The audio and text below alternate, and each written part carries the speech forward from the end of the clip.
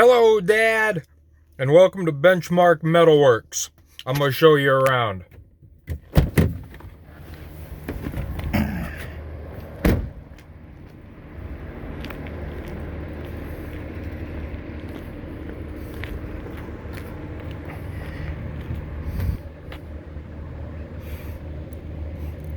I was happy to get this building painted over the summer.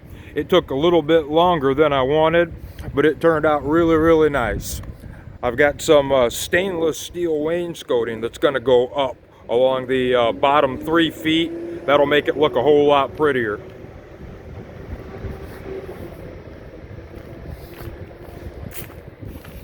And what do you say? We take a walk inside.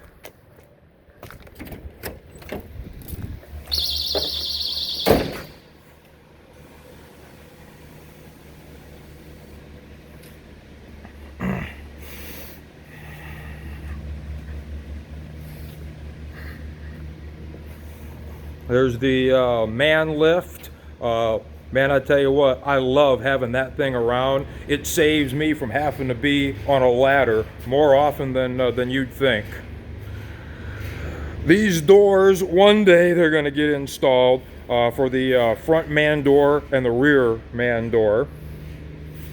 And then this is still shipping, receiving. This is all stuff that has got to be done. This is a neat one. This is a link arm. You can see they've already magnafluxed the weld on it. And I got to punch that bore out, sleeve it, and then bore it to the right size. And then I got to repair all of that face. And same thing, punch the bore out. Drills are us, always plenty of drills.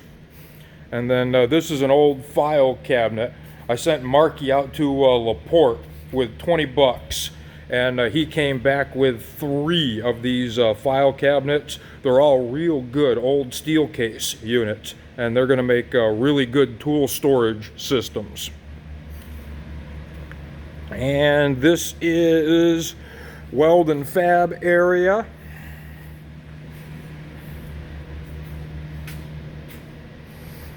And there you can get a look at all of the different types of welders that I use. This project is in the works. You can see there used to be a lug right there that had to get machined off. And then the bung here on top of it was damaged. So that got punched out on the boring mill. And then I just finish ground the old weld bead down. That just took a couple of minutes. And then I made that insert right there, and that will go inside. Funny, I remember so many years ago working on the old frickin' frack table with you and Ernie Howard being there, using a pipe wrap to lay out a saddle on a piece of pipe. And now it's all done on a machine. I can still do it with the wrap. I had to do it a few years ago, but it's so much nicer to put it in a machine and have it done. So that'll get shimmed appropriately. I'll have to look at the print and see where it goes. And then the new lugs, that is a start on them. The other ones are in the machine. A couple of days I'll get around to making those, and they'll get welded, and then I get to do all of the machining on the inside and skin cut the flange and paint it, and job will be done. And here's another one. This one was a slightly different design for a different customer, but it's ready for paint. You can see it's got a nice finish machine surface on that flange. It was in really good shape when I started, but now it's perfectly square, and you can see how shiny the inside of that is. The bore got enlarged. I think it was 65 thousandths, just to extend its service campaign. And I made a new piston for it. It's in the truck. It's got to go out for flame hardening later on today. But that's ready for paint when I get the other one done. This makes me happy. There's no big project on the drill table. That means that I get a little bit of breathing room because there's almost always a drill there that needs to be worked on. And then this is all the support stuff for building the drills. The big Bridgeport, the LeBlanc dual drive. Got to have a solvent tank and a press, and that little arbor press comes in real handy for doing all the roller kits for them. And then I think you remember my big crane that services both the weld shop area and the drill repair area.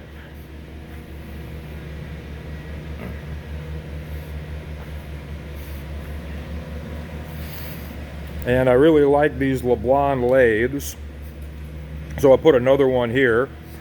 This one I keep a 3-jaw chuck on for traditional round work. And if you look at that one over there, you can see he's got a 4-jaw chuck on him. That's for holding stuff either eccentric or with a square flange.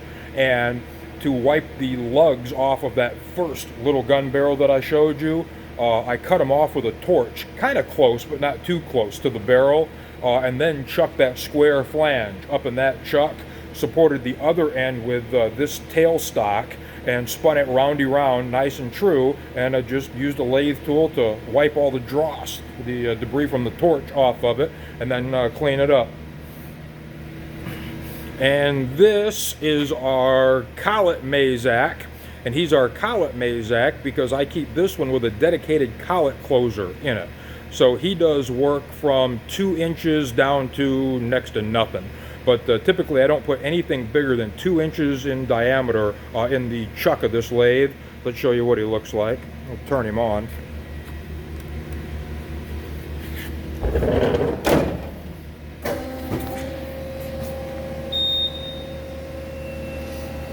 There he is coming to life. And he's just got this fancy chuck on it. And when I step on the pedal, he'll open a little bit and then close. And you put your part in there and it spins perfectly true. And then this is the tool turret for doing whatever jobs come across. And chip conveyor on the outside of it. That's handy because I don't have to spend time emptying the debris from the machine. It just goes right here into this garbage can and then into the big hopper. And same conveyor back on the Excel mill. And there he is. Marky's been spending quite a bit of time running this one. They're becoming fast friends. And then this one I love so much. This is my big Haas. He's the one with the 4th axis. This table that you see inside the machine is on a rotary table. So it's technically a trunnion table. But that's it right there. I'll show you the face of it. And that revolves 360 degrees if I want it to. But mostly I just use it for canting and putting a 45-degree chamfer on something with a square mill. And this little guy, he is another one of the lugs that I'm making for that gun that I showed you. Not done yet. Got a couple more steps to do. And then this is all of the tooling that I have. Both of these machines accept the same type of tooling. So this is specialty stuff, universal stuff, and then each machine has got one of those carousels up top where I've got dedicated tools for the machine. But they can be swapped around from one machine to the other. And then this is the other Mazak machine, and it's a sister to the first one, but I keep a 3-jaw chuck on this machine. This one does bigger stuff, typically up to 12 inches in diameter, and I do some small stuff in it. But it's nice because these jaws are custom made. You can make really whatever size jaws you want to put in here. The jaws are just mild steel, and I put a boring bar in the machine turret. There he is right there, and program it to do whatever size jaws I need to do. And then back here behind the Haas, This is where those big file cabinets are going to go. I'm going to turn all of this real estate into mill and lathe tooling. We just put this box up the other day, and talking about jaws, these there's a set that are cut. Those are spare jaws and jaws that already have purposes for. And then in here, more jaws. And then this is my favorite drawer. This is the one with all the inserts in there. They come 10 to a pack. There's all different kinds, shapes, and sizes. And I almost hate to say it, but they're about 20 bucks a piece per unit, and 10 per pack. So every one of those boxes is about 200 bucks. So thank God this stuff pays well, you know. And then these are other spare tool blocks for the Mazaks.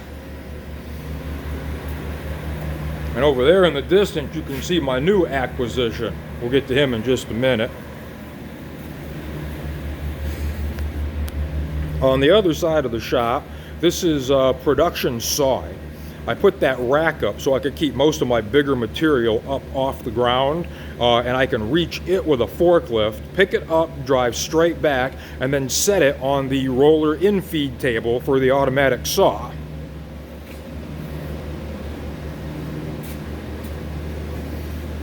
In he goes. And then the cold chop saw, that's got a carbide blade on it, and that's for just little stuff that's got to get trued up or hacked off. And I think you remember my big press. I finally got a coat of paint put on it. That's the one that came from Futurall in Carnegie, Pennsylvania, just south of Pittsburgh. Paid $100 for that press, and I use that quite a bit, actually. But here's the business end of the saw. Let me get this kicker plate off of it.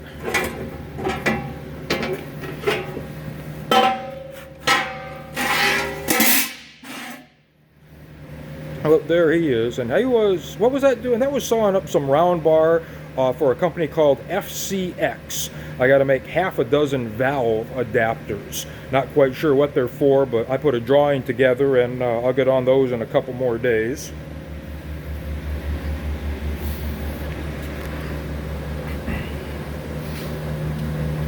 And this is kind of like the old folks' home of the shop.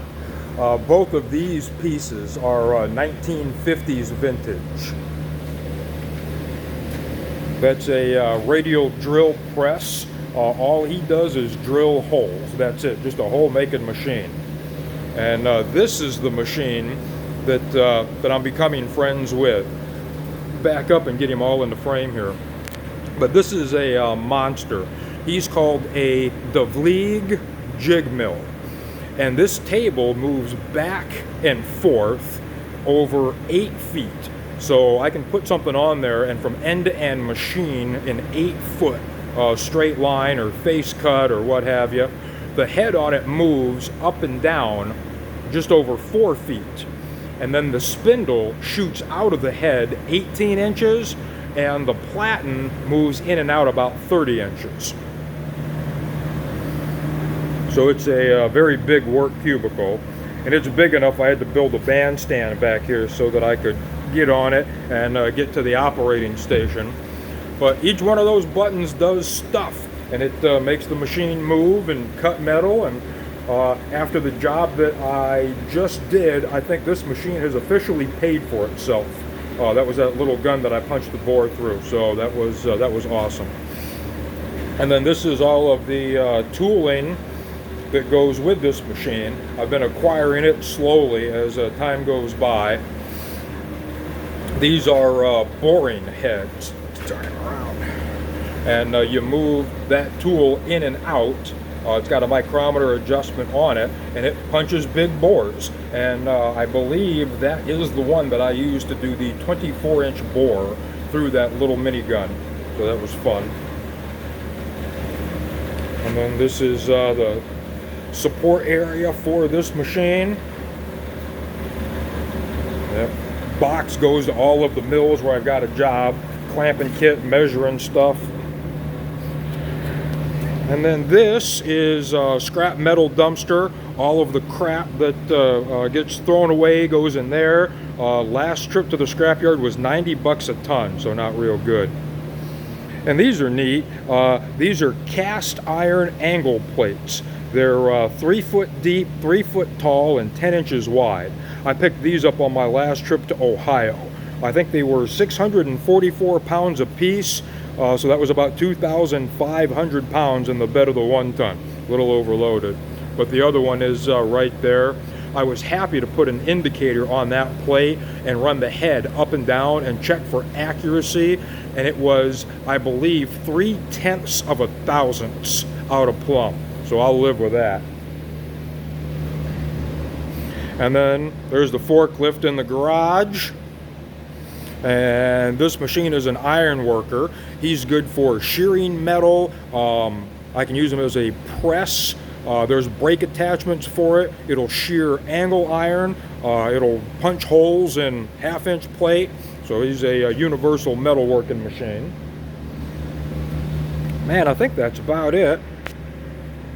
We'll go back here and look at some parts if you like. And turn some light on. Boom. So there's the forklift, and over here most of this is spare parts for the CNC equipment, lubricators, servo drives, power supplies, coolant pumps. This is fixturing for the machines for special jobs. And then here we start getting into inventory spare parts. These are prepackaged kits of hinge assemblies that go to a blast furnace operation, and there's just all kinds of crap over there ready to be sold at a moment's notice, because a lot of my customers, they tend to forget that they need to order parts ahead of time. They just pick up the phone, call me and say, hey, I gotta have one of these, and the stuff that I know that they go through a lot of, I keep at the ready.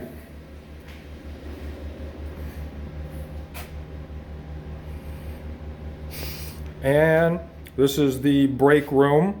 I don't spend a whole lot of time in here, but it's nice to have a place for the coffee pots. And look at there, I even got to start on Christmas shopping already. My ugly couch. Marky took that picture from a airplane window coming back from a ski trip. That's the old Meigs Field looking at Chicago.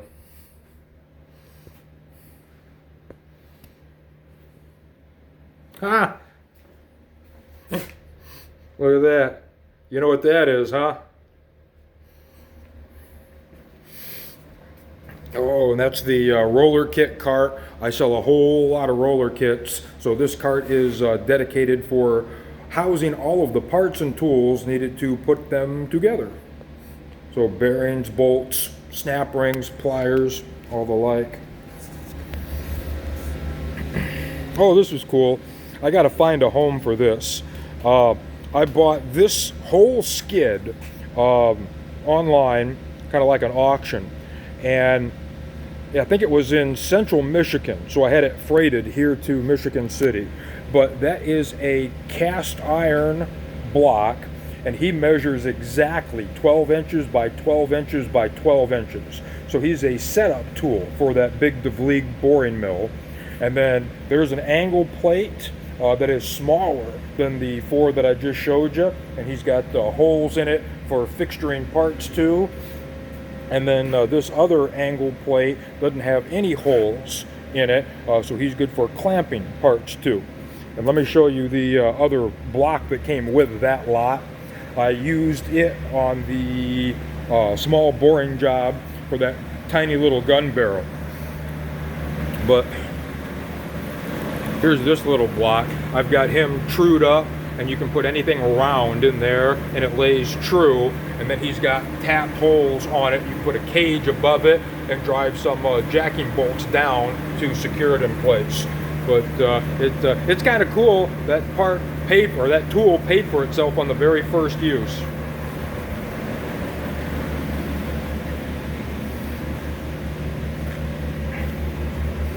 And That's what that machine spits out. I got some garbage in there too.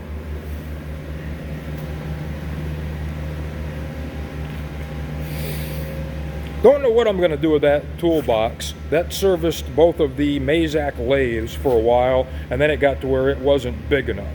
So I'll find a home for that over the next couple of days. And all of these parts right here have got their first coat of paint.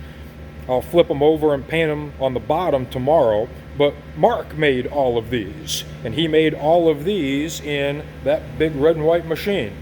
I helped him. I wrote the program, but he stood in front of the machine and pushed the appropriate buttons and swapped the parts out, and he made all of those wheel blocks. This is interesting. One of my buddies has got a friend that lives out in Westville that's got a sandblasting and a powder coating shop, and it burnt down, and all of this stuff was in it. And these are all components to a hearse. Hearse like hauled dead people around in a casket, and they didn't really survive the fire. They're in bad shape, and I was asked to make new parts using these as a template. So I gave a preliminary price for what I thought some of this stuff was going to cost, and I'm waiting to hear back if they want to do this or not. What I found is anytime you're dealing with an individual that wants parts made, they are less likely to part ways with their cash than industrial companies. Big corporations, they don't think twice about spending big bucks for parts that they have to have, but regular people like you and me, we wouldn't want to spend $3,000 for some of that stuff sitting there on the table, you know. Wash down station. And this is garbage from last week. I try to save all of the wood and the cardboard for fires back home at the evening. And then look at this. Look at this. We got security system now. So there's the truck outside, a view of the back lot, and then this one, a little hard to see. This just shows inside the shop. So I can access that from wherever I'm at and see what's going on. That's the old gas pump that Billy Cook gave me. Go look in the office.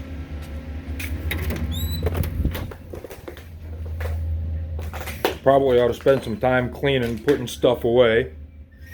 But it's busy. That file holder right there, that's all jobs that are in progress right now. So I guess that's an excuse to have a messy office, huh?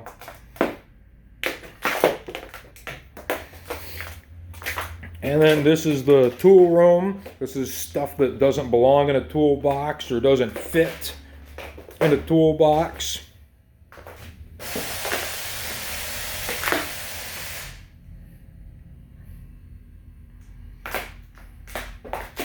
And then back here is the air compressor. Open the door. That little blue box in the back is a vacuum dehydrator. It pulls all the moisture out of the air so I can deliver instrument quality air to the shop. That's kind of a big thing because those machine tools, they run on compressed air for things like the tool changer. All kinds of other crap. And I think that's it. I've probably bored you enough.